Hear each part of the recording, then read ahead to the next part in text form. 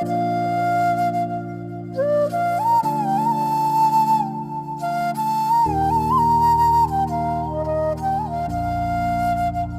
হলো আমরা অনেক বেশি খুশি, কারণ প্রায় 2 বছর পর আমার ভাই আসতেছে বিদেশ থেকে। যদিও ওর আমি যাওয়ার টাইম ওর সাথে আমার দেখা হয় নাই, আমি রাজশাহীতে ছিলাম। তো এই যে রাফসামনির বাবা আসবে আর রায়ামনির আসবে মামা। রাকিব ভাই আসবে এই উপলক্ষে কিন্তু আয়োজন বাসায় অলরেডি শুরু হয়ে গেছিল।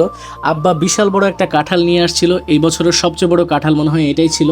তার পাশাপাশি বাসায় কিন্তু অনেক ধরনের রান্নাবান্না চলতেছিল, যেগুলোর ভিডিও আমি তেমনভাবে নিই নেই।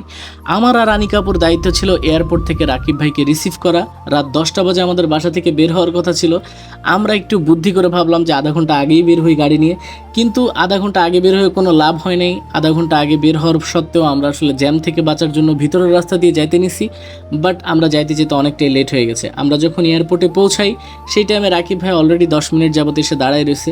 তো আমরা এখানে টার্মিনাল 2-তে আসলাম, আর রাকিব ভাই এক্সিট করবে, তো আমরা টার্মিনাল 2 এর বাইরে এখানে ফুল টুল কিনে চলে আসছিলাম রাকিব ভাইকে স্বাগতম করার জন্য। বাট দেখলাম যে এখান থেকে কেউ বের হইতেছে না, কারণ রাকিব ভাই অনেক আগেই বের হয়ে দাঁড়ায় ছিল। এটা একটা ইমোশনাল মোমেন্ট ছিল। প্রায় 2 বছর পরে রাকিব ভাই নিজেদের ফ্যামিলির সাথে আসলে রিউনিয়ন হচ্ছিল।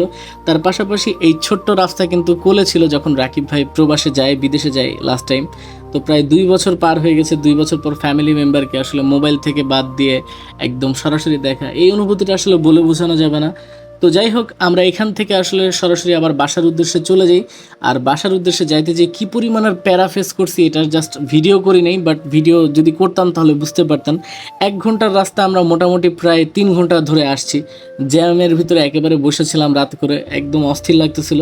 আর সকালবেলা রাকিব ভাইয়ের ওপর অতর্কিত হামলা হয়। রাকিব ভাই বিদেশ থেকে প্রচুর পরিমাণে চকলেটস আর কসমেটিক্স আইটেম নিয়ে আসছিল, তো ওগুলাই সবাই দেখতেছিল।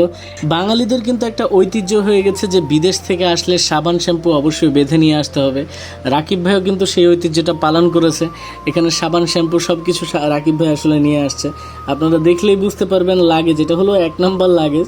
আর একটা লাগেজ আছে, ওটার ভিতরে সব কসমেটিক্স আইটেম আছে।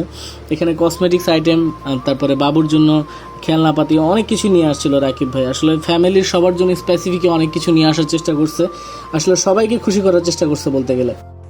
তো আমার ভাই আমাদের জন্য কিন্তু অনেক কিছু নিয়ে আসছে, আমি কিন্তু ওরা কিছুই বলি না, বাট ও নিজে থেকে যেটুকু বুদ্ধি করে পারছে নিয়ে আসছে। তো ফার্স্টেই ছিল যে বাবুর জন্য করবো, আমি কি শুধু এটার কথা বলছিলাম যে বাবুর জন্য একটা মানে শাওয়ার জেল নিয়ে আসিস। তো এটা নিয়ে আসছে, আর আমার বারবার বলতেছিল তোদের জন্য কিনে আমি বলি না, বাট তারপর আমার ভাই কেমন জানি বুদ্ধি করে নিয়ে আসছে। আর যেইগুলো আমরা দেই ওইগুলো নিয়ে আসছে। এই যে একটা হলো আমার জন্য শ্যাম্পু, তারপর একটা ছিল বডি স্প্রে, আর তারপর হলো একটা ডাবের শাওয়ার জেল, আর